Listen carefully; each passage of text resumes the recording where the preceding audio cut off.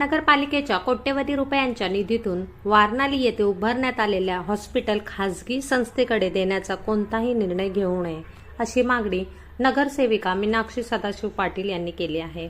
याबाबत बोलताना मीनाक्षी पाटील म्हणाले की हे हॉस्पिटल सर्वसामान्य गरीब, कष्टकरी, शेतकरी, कामगार आणि मध्यमवर्गीय नागरिकांना दर्जेदार व परवडणारी आरोग्य सेवा मिळावी या उद्देशाने उभारण्यात आले आहे। त्यामुळे ही सार्वजनिक मालमत्ता खासगी संस्थेकडे सुपूर्द करणे म्हणजे नागरिकांच्या आरोग्याच्या मूलभूत अधिकारावर गदा आणणारे पाऊल ठरेल। महापालिकेच्या मालकीची संपत्ती खासगीकरणाच्या नावाखाली देण्यामागे नेमके कोणाचे हितसंबंध आहेत याचा खुलासा प्रशासनाने करावा। जनतेच्या पैशातून उभारलेल्या संस्था खासगी हातात देऊन नागरिकांवर उपचारांचा आर्थिक बोजा टाकण्याचा प्रयत्न कोणत्याही परिस्थितीत योग्य ठरणार नाही, असेही त्यांनी नमूद केले।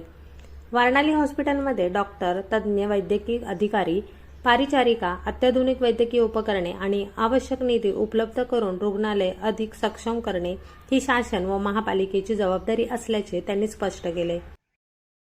मीनाक्षी सदाशिव पाटील, प्रभाग क्रमांक 8 मधून बोलते।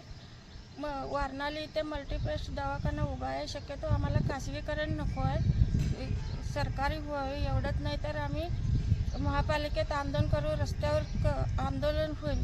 इथले नागरिकांना या दवाखान्यात कामगारांना काम मिळावे।